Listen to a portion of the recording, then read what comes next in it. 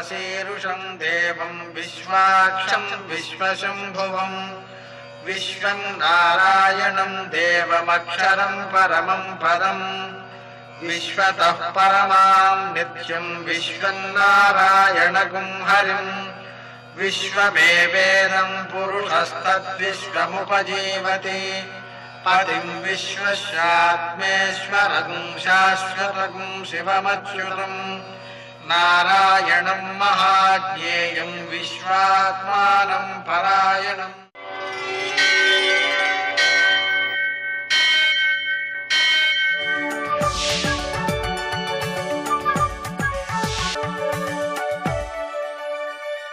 सूर्यशौर्यमथेन्दुरिन्द्रपदवी सन्मङ्गलं मङ्गलम्। पद्मावती प्रणयलालितमुग्धदेह श्रीवेङ्कटेशरुणमोचनमस्तु मह्यं। నేటి కాలమాన విశేషాలను గమనిద్దాం. స్వస్తి శ్రీ చంద్రమాన మన్మథనామ సంవత్సరం, దక్షిణాయనం, వర్ష ఋతువు, శ్రావణ మాసం, కృష్ణపక్షం, శనివారం. సూర్యోదయం 6 గంటల 6 నిమిషాలకి, సూర్యాస్తమయం 6 గంటల 23 నిమిషాలకి. తిథి అష్టమి రాత్రి 3 గంటల 3 నిమిషాల వరకు, నక్షత్రం రాత్రి 12 గంటల 11 నిమిషాల వరకు, వర్జం సాయంకాలం 4 గంటల 15 నిమిషాల నుంచి 5 గంటల 52 నిమిషాల వరకు, మరల తెల్లవారుజామున 5 గంటల 53 నిమిషాలకు ప్రారంభం. దుర్ముహూర్తం ఉదయం 6 గంటల 6 నిమిషాల నుంచి 7 గంటల 44 నిమిషాల వరకు. అమృతకాలం రాత్రి 9 గంటల 2 నిమిషాల నుంచి 10 గంటల 36 నిమిషాల వరకు. రాహుకాలం శనివారం కాబట్టి ఉదయం 9 నుంచి 10:30 వరకు. అష్టకవర్కు రీత్యా శుభప్రదమైన సమయం మధ్యాహ్నం 12:30కి. నేటి విశేషాలు. శ్రావణ మాసంలో శనివారం కాబట్టి వెంకటేశ్వర వ్రతం, చక్కగా వెంకటేశ్వర స్వామికి పూజ చేసుకోవడం, దీపారాధన చేసుకోవడం, వీటి వల్ల శని దోషాలు కూడా పోతాయి. అలాగే ఈరోజు అనఘాష్టమి కూడా ఉంది. అనఘాదేవిని, దత్తాత్రేయుడిని పూజించుకోవడం వల్ల పాపాలు తొలగిపోయి జ్ఞానం వికసించి ప్రతి ఘటన నుంచి కూడా జ్ఞానాన్ని ఆర్జించే శక్తి ఏర్పడుతుంది. అలాగే ఈరోజు ముఖ్యమైన అంశం శ్రీకృష్ణాష్టమి, కృష్ణ జయంతి. ఈటీవీ ప్రేక్షకులకు శ్రీకృష్ణాష్టమి శుభాకాంక్షలు.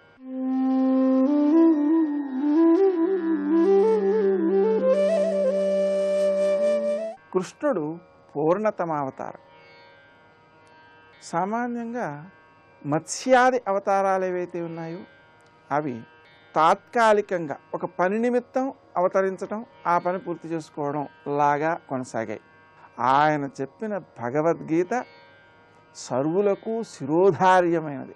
ఒక విధంగా ఆలోచన చేస్తే భారతీయం మొత్తానికి ఆ భగవద్గీతే ఒక ప్రతీక అన్నంత ఉచ్చస్థితిని అది చేరుకుంది. కాబట్టి ఆ కృష్ణుణ్ణి మనం పూర్ణతమావతారంగా భావిస్తున్నాం. ఆయన జన్మించినటువంటి రోజు కృష్ణాష్టమి. ఈరోజు ఉపవాసం ఉండడం, అలాగే కృష్ణుని యొక్క కీర్తనలు చేసుకోవడం. అర్ధరాత్రి పుట్టాడు ఆయన, అందుకని అర్ధరాత్రి ఆయనకు పూజ చేయడం, వెన్న నివేదన చేయడం, జాగారం చేయడం కృష్ణనామ స్మరణతో, ఇలా ఉత్తమంగా ఆ సమయాన్నంతని గడపాలి. అలా గడపడం వలన కృష్ణుని యొక్క అనుగ్రహం సిద్ధిస్తుంది. విశేషం ఏమంటే మనకు కృష్ణుని గాథను చెప్పేది భాగవతం, రాముని గాథను చెప్పేది రామాయణం. రామాయణంలో రాముని గాథ ఒకటే కనిపిస్తుంది మనకి ప్రారంభం నుంచి చివరి దాకా. రామాయణాన్ని 108 సార్లు పారాయణ చేసినట్లయితే మరుజన్మకు జనక మహారాజంతటి ఉత్తమమైన జన్మ లభిస్తుంది అని మన ప్రాచీనులు గుర్తించారు. అదే భాగవతంలో అన్ని అవతారాల గాథలు ఉంటాయి, రామావతార గాథ కూడా దాంట్లో ఉంటుంది. అయితే దశమస్కందంలో కృష్ణుని యొక్క గాథ ప్రత్యేకించి ఉంటుంది. ఆ గాథకి ప్రాధాన్యం ఎక్కువ అన్నమాట. అయితే ఈ భాగవతాన్ని ఎవరైతే 108 సార్లు పారాయణ చేసుకుంటారో వారికి ఇదే చివరి జన్మ అని దానికి ఫలితం చెప్పబడింది. అలా కూడా మనకు ఈ కృష్ణుడు పూర్ణతమత్వానికి సంకేతంగా నిలుస్తుంటాడు. అలాగే భగవద్గీతతో పాటు ఆయన విదుర గీత కూడా చెప్పాడు. చాలా రమ్యంగా ఉంటుంది, చాలా వాస్తవాలను మనకు అందిస్తుంటుంది అది. ఇక ఈరోజు మరో ప్రత్యేకత ఉపాధ్యాయ దినోత్సవం.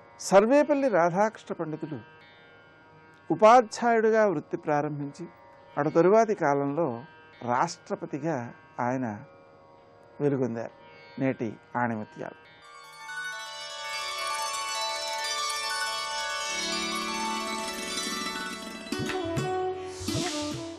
ఉత్సాహంతో శ్రమించటం, అలసటను ఆనందంగా అనుభవించడం, ఇవి విజయానికి సోపానాలు.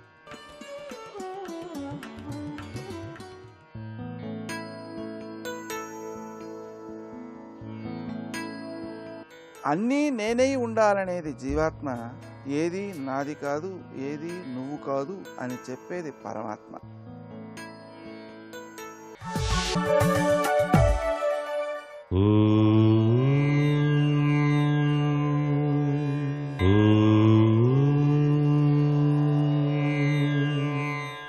ఓం నమో నారాయణాయ.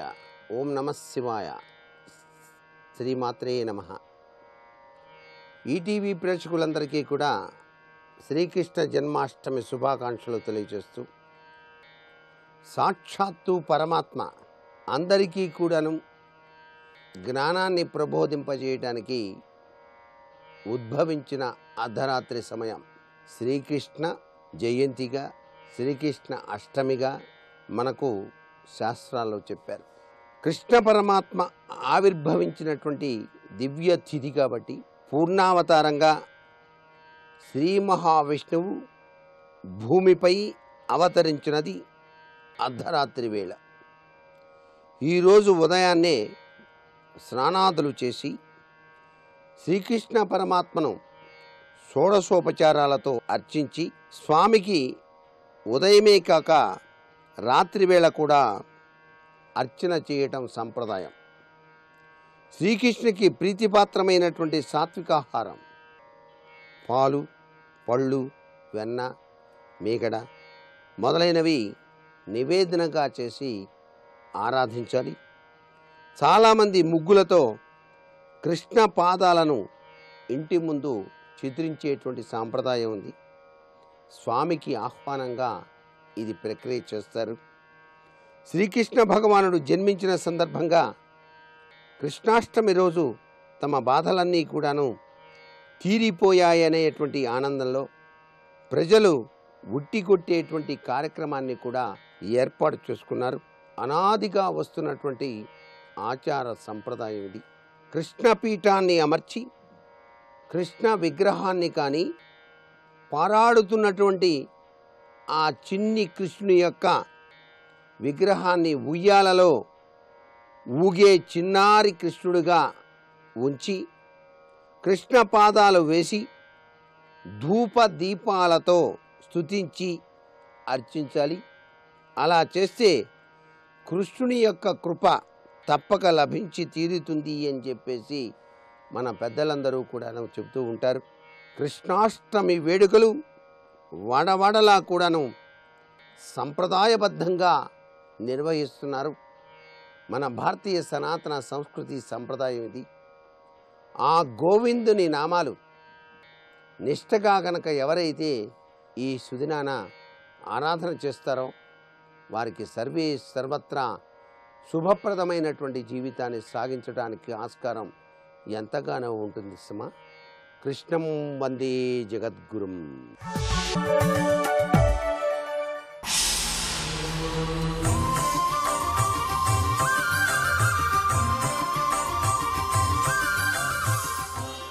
శతక సాహితీ సరస్వతికి నమస్కారం. ఈటీవీ ప్రేక్షకులకు కృష్ణాష్టమి పర్వదిన శుభాకాంక్షలు. మహాదానై ధ్యానై బహువిధ వితానైరపి చ యన్నలభ్యం ఘోరాభి సువిమల తపోరాశిభిరపి అచింత్యం తద్విష్ణో పదమఖిల సాధారణతయా దదానాకేనాసిత్ త్వమిహ తులనీయా కథయనః. ఓ గంగాదేవి, మహాదానై ధ్యానై ఎన్నెన్నో విధములుగా దానములు చేసి మానవులు ధరించవచ్చు.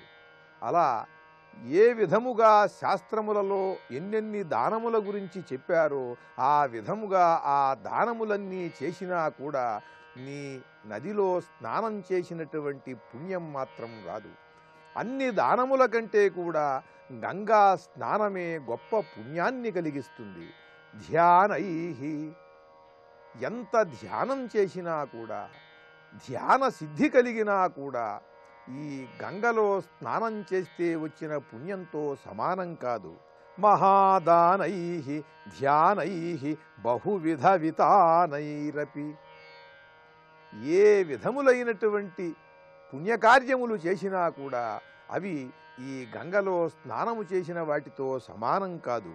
యన్నలభ్యం ఘోరాభి సువిమల తపోరాశిభిరపి, ఘోరమైనటువంటి తపస్సు చేసినా కూడా సంపాదించలేనటువంటి పుణ్యాన్ని ఓ గంగాదేవి నువ్వు సంపాదించావు. ఏ విధంగా అంటే మహాదానములు చేసి, ధ్యానము చేసి, తపస్సు చేసి కూడా పొందలేనటువంటిది విష్ణుపదం. ఆ విష్ణుపదాన్ని నువ్వు చాలా సాధారణంగానే పొందావు తల్లి.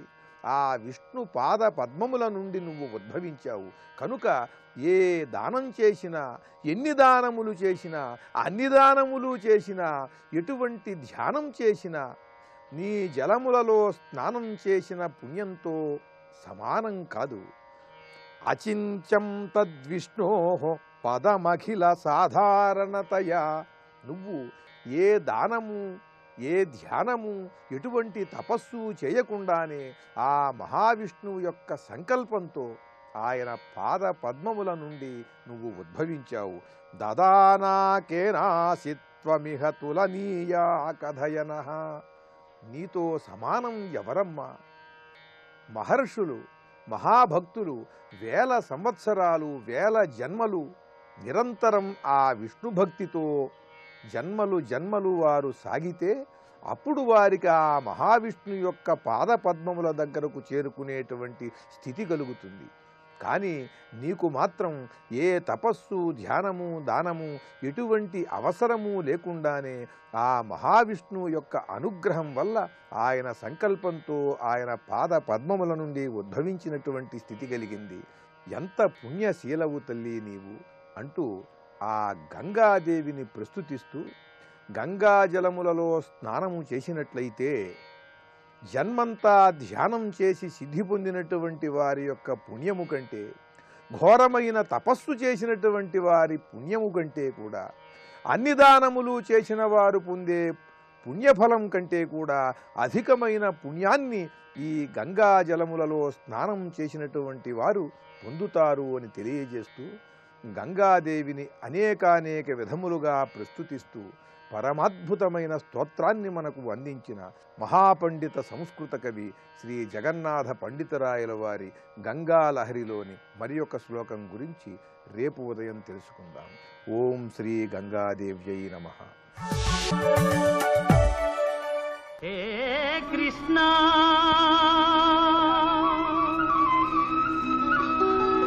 ముకుంద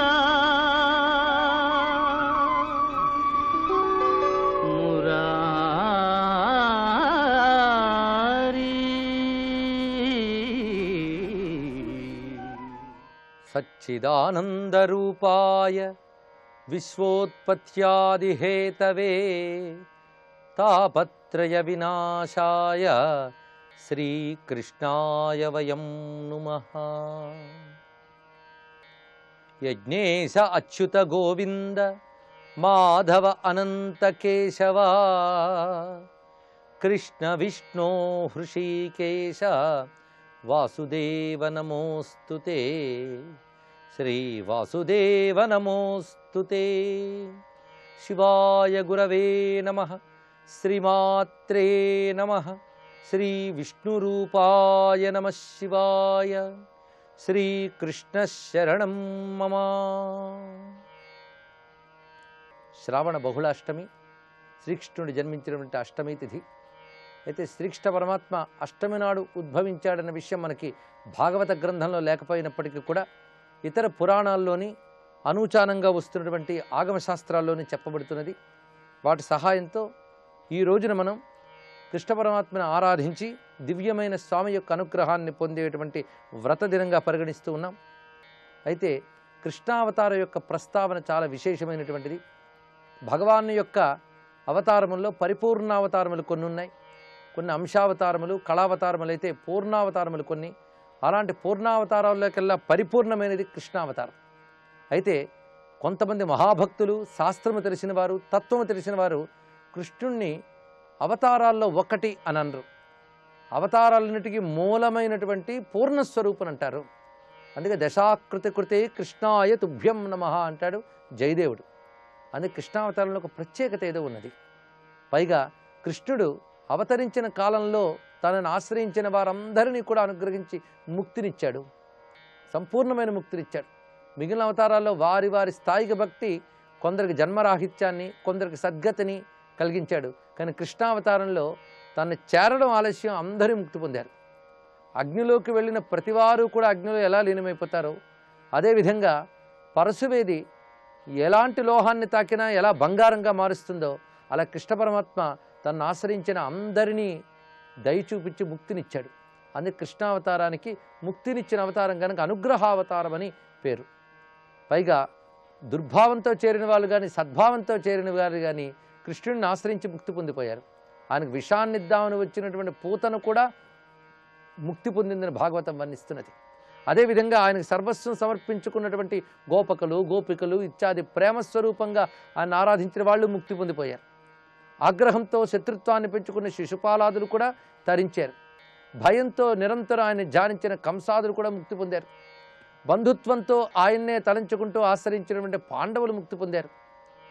ఇలాగా ప్రతి వారు కూడా ఒక్కొక్కరు ఒక్కొక్క భావంతో ఆ భావాతీతిని ఆశ్రయించి వారు ముక్తిని పొందగలిగారు. ఇలా వారి వారి భావాన్ని అనుసరించి గ్రహించి ముక్తినిచ్చాడు ఆయన. వారికి భావాలు ఉన్నాయి కానీ భగవంతుడికి భావం లేదు.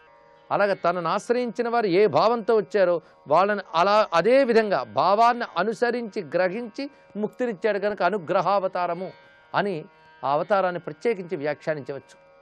పైగా కృష్ణావతారంలో ప్రత్యేకత ఏమిటంటే లీలగా బాల్యలీలలు చూపిస్తూనే ఆ బాల్యలీలలన్నిట్లో కూడా తన పరమాత్మ భావాన్ని ప్రకటించాడు. ఈ వాక్యం గుర్తుపెట్టుకోవాలి. కృష్ణ పరమాత్మ చేసిన ప్రతి లీల కూడా ఆయన పరమాత్మాన్ని స్పష్టంగా చూపిస్తూ ఉంటాడు. అందుకే మోక్షకాంక్ష కలిగినటువంటి వారు, తత్వవేత్తలు, వేదాంత విచారణ చేసినటువంటి మహాత్ములు కూడా ఆ కృష్ణ బాల్యలీలని స్మరించుకోగానే ఒక విధమైన ఆనంద సమాధి స్థితిని పొందుతారు. మహానుభావుడైనటువంటి ఉపాసకులు లీలాసుకుడు కానీ, నారాయణ తీర్థులు కానీ, అదేవిధంగా అద్వైత సిద్ధి అనేటువంటి గ్రంథాన్ని రచించినటువంటి మహాత్ములు, ఇలాంటి వారందరూ కూడా స్వామిని తలంచి ముక్తి పొందిపోయారు. వీటిలో అద్వైత సిద్ధిని పొందినటువంటి మహాత్ములు కూడా ఆయన్ని తలంచి ఆ భక్తిలో తరించారంటే అద్వైత సిద్ధికి కృష్ణ భక్తికి ఏమాత్రము భేదము లేదని తెలుస్తున్నది. అద్వైత సిద్ధి గ్రంథం రచించిన మహాత్ముడే మధుసూదన సరస్వతి. ఆయన కృష్ణ దర్శనం పొంది కృష్ణాత్పరం కిమపి తత్వం అహన్న జానే అన్నాడు. కృష్ణుడి తప్ప మరొక తత్వము నాకు తెలియదు అన్నాడు ఇక్కడ. పైగా ఉపాసతాం ఆత్మవిద పురాణా పరం పుమాంసం నిహితం గుహాయాం వయం యశోదా శిశు బాలలీలా కథా సుధా సింధుషు లీలయామహ అంటాడు లీలాసుకుడు. యోగులు హృదయమనందు ఏ పరతత్వాన్ని ధ్యానిస్తారో ఆ పరతత్వమే రేపలలో కృష్ణ రూపంలో సంచరిస్తున్నది. కనుక నా కృష్ణలీలల్లో లీనమవుతూ మేము ఉపనిషత్తుల్లో ఉన్నటువంటి పరమాత్మని ధ్యానించేవారు ఎలాంటి ఆనందాన్ని అనుభవిస్తారో అలాంటి ఆనందాన్ని అనుభవిస్తున్నామన్నారు లీలాసుకుడు. ఇలాంటి యోగుల యొక్క అంతరార్థాన్ని మనం పరిశీలించాలి. అదేవిధంగా అద్వైత జ్ఞానాన్ని సిద్ధిని పొందినటువంటి మహాత్ముడు నారాయణ తీర్థులు కూడా కృష్ణలీలా తరంగాల్లో కృష్ణ పరమాత్మ యొక్క బాల్యలీలల్ని చాలా అత్యద్భుతంగా వర్ణించారు. అంటే ఆ బాల్యలీలల నిండా కూడాను స్వామి యొక్క దివ్య ఈశ్వర భావము, పరమాత్మ తత్వము ప్రకటింపబడుతున్నది. ప్రతిదీ తత్వగర్భితమే కృష్ణావతారంలో, అది తెలుసుకోవాల్సింది. ఏ చేష్టలో తత్వం ఉంటుందో దానికి లీల అని పేరు. అలా కృష్ణుడి యొక్క ప్రతి చేష్టలోని తత్వం కనబడుతూ ఉంటుంది. పైగా ఆయన బాల్యలీలలు చాలించి ఆ తర్వాత మధురకు ప్రవేశించి చేసిన లీలలు కూడా మధురాతి మధురంగా ఉన్నప్పటికీ కూడా ఆ బాల్యలీలలోనే పరమాత్మ చాలా అందుబాటులో ఉన్నట్టుంటాడు. అలాంటి బాల్యలీలకి దగ్గరదే జన్మాష్టమి. ఎందుకంటే జన్మించాడంటేనే శిశువుగా వచ్చాడు. కనుకనే ఈ రోజున కృష్ణ భక్తులు బాలకృష్ణుని ఆరాధన చేస్తారు. ఈ బాలకృష్ణుని ఆరాధన విధానం మనకి శాస్త్రంలో చెప్తూ ఉన్నారు. కృష్ణ జన్మాష్టమి ఉన్నటువంటి ప్రాతకాలంలో లేచి ఆ శయ్య మీదే సంకల్పం చేసుకోవాలి. హే కృష్ణ, నీ అనుగ్రహంతో నిన్ను ఉద్దేశించి ఈ జన్మాష్టమి వ్రతాన్ని చెయ్యాలని సంకల్పించుకున్నాను. ఇది నెరవేరేటట్టు నువ్వే అనుగ్రహించాలని నమస్కారం చేయాలి. ఎందుకంటే వ్రతం చెయ్యాలన్నా, వ్రతం ఫలించాలన్నా భగవద్ అనుగ్రహం కావాలి. వాసుదేవం సముద్దిశ్య సర్వ పాప ప్రశాంతయే ఉపవాసం కరిష్యామి జన్మాష్టమ్యాం నభస్యహం అన్నారు. ఇక్కడ వాసుదేవుణ్ణి ఉద్దేశించి పాపనాశనంకై ఉపవాసం చేస్తున్నాను సంకల్పించుకోవాలట. అయితే ఇక్కడ వ్రత విధానాల్లోనే చెప్తున్నారు, ఉపవాసాదులు చెయ్యలేకపోతే ఫలాని భక్షయిష్యామి జన్మాష్టమ్యాం నభస్యహం అని కూడా అనుకోవచ్చుట. అంటే పళ్ళు పాలు తీసుకుని ఉపవాసం చేయవచ్చు. ఇలాగ ఈ రోజున మాత్రం కృష్ణాష్టమి నాడు కృష్ణుని ఆరాధిస్తే ఆజన్మ మరణం యావత్ జన్మయా దుష్కృతం కృతం తత్ప్రణాశాయ గోవింద ప్రసీద పురుషోత్తమ. జన్మ మొదలుకుని అప్పటి వరకు చేసిన సమస్త పాపములు కూడా నశిస్తాయి కృష్ణాష్టమి వ్రతం వల్ల. అంత విశేషమైనది. అయితే ఈ రోజున కృష్ణుని ఏ విధంగా పూజించాలి అంటే బాలకృష్ణుడు పూజించమన్నారు. కృష్ణునితో పాటు పూజించవలసిన వారు వసుదేవుడు, దేవకీదేవి, నందాదేవి, యశోదాదేవి, కృష్ణ పరమాత్మ, బలరాముడు, చండిక. ఈ 7గురిని ఆరాధించాలి అన్నారు. ఈ 7గురు ప్రతిమల్ని కానీ, ఈ 7గురి యొక్క చిత్రాల్ని లిఖించినటువంటి పత్రము కానీ, దీన్ని ఎందు ఈ పరివార సహిత కృష్ణ పరమాత్మను ఆరాధన చేయాలి అన్నారు. ఒకవేళ 7 రూపాలు తెలియకపోతే ఏం చేయాలి అంటే కృష్ణ ప్రతిమని ఆరాధిస్తూ మిగిలిన వారందరినీ మనస్సులో భావించమన్నారు. అప్పుడు కృష్ణాష్టమి పూజ చాలా సంపూర్ణమవుతుందట. ఏ విధంగా భావించాలో కూడా మంత్రాన్ని చెప్తున్నారు. శ్రీ దేవక్ష్యై నమః, శ్రీ వసుదేవాయ నమః, శ్రీ యశోదాయై నమః, శ్రీ నందాయ నమః, శ్రీ కృష్ణాయ నమః, శ్రీ రామాయ నమః, శ్రీ చండికాయై నమః అనే నామాలతో వాళ్ళకి నమస్కారం చేసుకుని సకల దేవతా పరివారేభ్యో నమః అని నమస్కారం చేసుకుని కృష్ణుని ఇంకా ఆరాధన చేసుకోవాలి. అందుకే గోలోక వైకుంఠలోక స్వరూపుడైనటువంటి కృష్ణస్వామి మనల్ని అనుగ్రహించుగాక. సర్వం శ్రీకృష్ణ చరణారవిందార్పణమస్తు.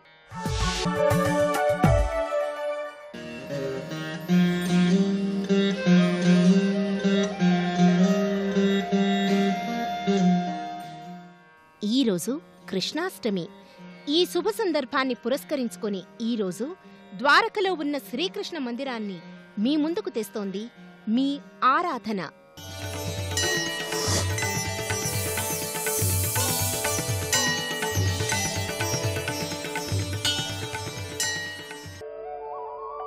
భారతదేశంలో సుప్రసిద్ధమైన ఆధ్యాత్మిక దివ్యక్షేత్రాలలో ద్వారకా నగరం ఒకటి.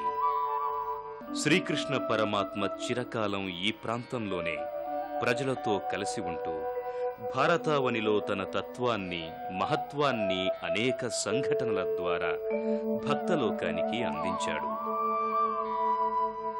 కారాగారంలో జన్మించి, వ్రేపల్లెలో పెరిగి, బృందావనంలో విహరించి, మధురా నగరంలో నడయాడిన శ్రీకృష్ణుడు తన నిర్యాణం వరకు ఉన్నటువంటి ప్రాంతమే ద్వారకా. భారతదేశ పశ్చిమ ప్రాంతాన గుజరాత్ రాష్ట్రంలో ఉన్న ఈ ద్వారక నగరంలో వేంచేసియున్న శ్రీకృష్ణ భగవానుడిని దర్శించటానికి ప్రతిరోజు వేలాది మంది భక్తులు దేశం నలుమూలల నుంచి ఇక్కడకు వచ్చి స్వామివారిని దర్శించి తరిస్తుంటారు. నిత్యము భక్తులతో కిటకిటలాడే ఈ క్షేత్రం స్వర్గధామంగా దర్శనమిస్తుంది.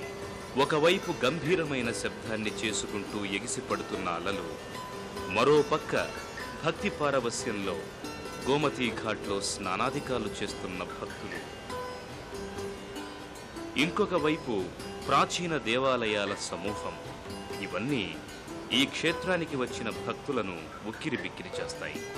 అందమైన దృశ్యాలకు వేదికలా ఉన్న గోమతీ తీర్థానికి ఆనుకుని ప్రాచీనమైన సముద్ర నారాయణుడి మందిరం దర్శనమిస్తుంది.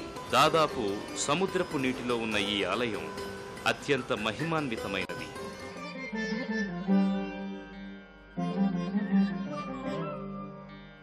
ఈ ఆలయంలో సముద్ర నారాయణుడితో పాటు గోమతీమాత, కృష్ణ భగవానుడు దర్శనమిస్తారు.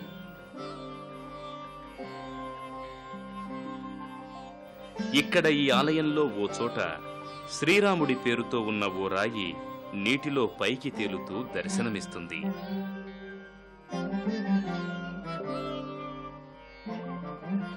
ఈ ప్రాంగణంలోనే దుర్గామాత కూడా దర్శనమిస్తుంది. గోమతి ఘాట్ అనేక ప్రాచీన ఆలయాలకు వేదిక. జగన్మోహనుడైన శ్రీకృష్ణుడి పాదస్పర్శతో పునీతమైన ఈ దివ్యధామంలో అడుగుకో గుడి దర్శనమిచ్చి ఆధ్యాత్మిక చింతన అవసరాన్ని గుర్తు చేస్తుంది. ఆలయం పరమాత్మ శరీర స్వరూపంగా మనవారు భావించారు. రాజగోపురం పాదస్థానమైతే గర్భగుడి ఉన్న విమానం శిరోభాగం. పరమాత్మ శిరోరూపమైన శిఖరానికి నమస్కరించడం సంప్రదాయం. గర్భగుడిలో వేదవేద్యుడు, నవనీత చోరుడు, జగన్నాటక లీలా సూత్రధారుడు శ్రీకృష్ణుడు దివ్యమంగళ విగ్రహంతో భక్తజన హృదయమందారుడై వెలుగొందుతున్నాడు. వసుదేవ సుతం దేవం కంసచాణూరమర్దనం దేవకీ పరమానందం కృష్ణం వందే జగద్గురుం. అతసీ పుష్ప సంకాశం హారనూపుర శోభితం రత్నకంకణ కేయూరం కృష్ణం వందే జగద్గురుం.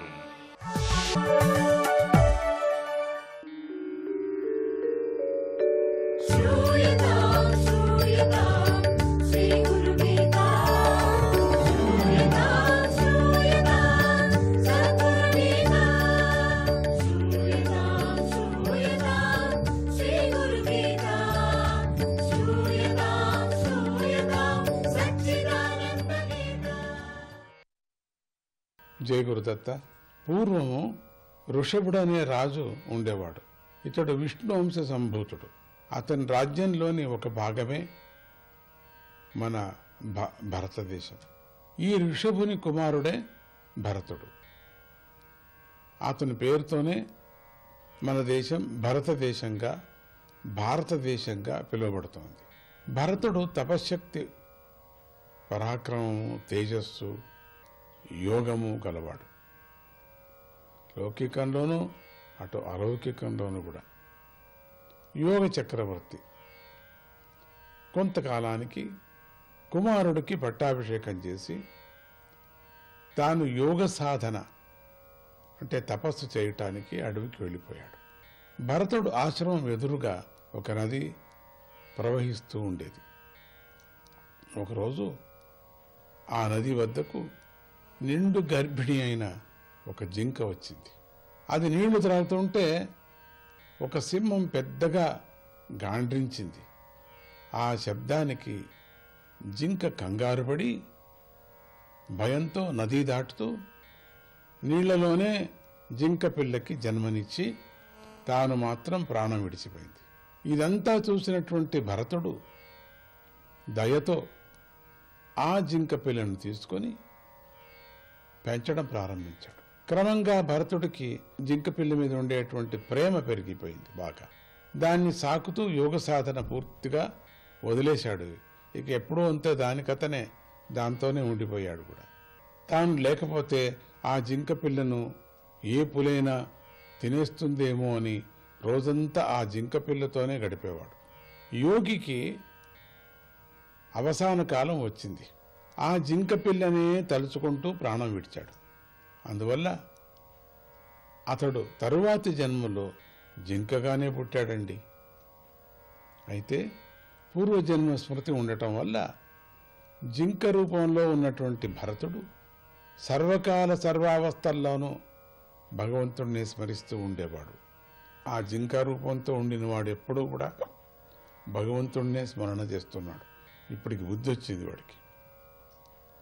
ఆ తరువాతి జన్మలో వేద పండితుడి ఇంటిలో విప్రుడిగా జన్మించాడు.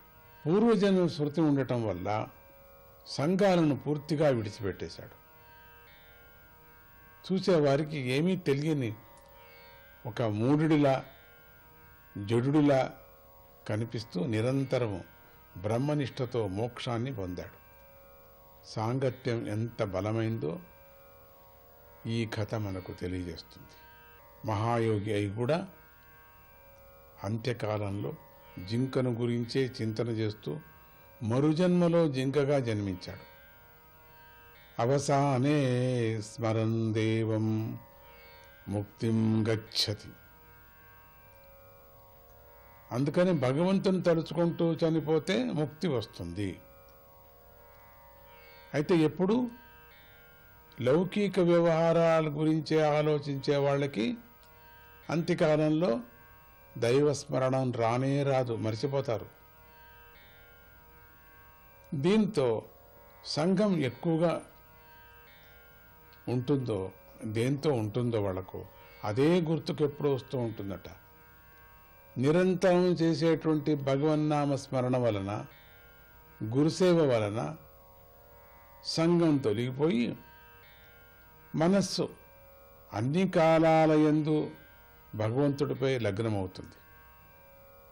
అందుకని సత్సంగం, ఆ సత్సంగాన్ని గురించి ఎంత చెప్పినా చాలదు మనకు. దాన్ని అభ్యాసం చేసుకోవాలి ఇప్పటి నుంచే, బుద్ధి ఉన్నప్పుడు, బలం ఉన్నప్పుడు. ఇక మనకు బుద్ధి అంతా కూడా క్షీణించిపోయినప్పుడు, నిర్బలమైనప్పుడు, వృద్ధాప్యం వచ్చినప్పుడు మనము యువకావస్థలో ఉండినప్పుడు ఏదేది స్మరణ చేస్తూ ఉంటామో, ఏ అభ్యాసాలు ఉన్నాయో మనకు, అవి మన వృద్ధావస్థలో మనకు జ్ఞాపకం వస్తాయి. అందుకని భగవత్ స్మరణ, సత్సాంగత్యము, గురుసేవ, భగవన్నామ స్మరణ అంటే ఇవన్నీ కూడా మనం మంచి మంచి పనులు చేస్తే అప్పుడు ఈ వృద్ధావస్థలో కూడా, అవసాన కాలంలో కూడా అవి జ్ఞాపకం వస్తూ ఉంటాయి. అందుకని అన్ని కాలాల యందు భగవంతుడిపై లగ్నం అవుతుంది కనుక, ఎందుకంటే భగవంతు స్మరణ చేశావు కాబట్టి అప్పుడే జీవన్ముక్తి నీకు కలుగుతుంది. జై గురుదత్త.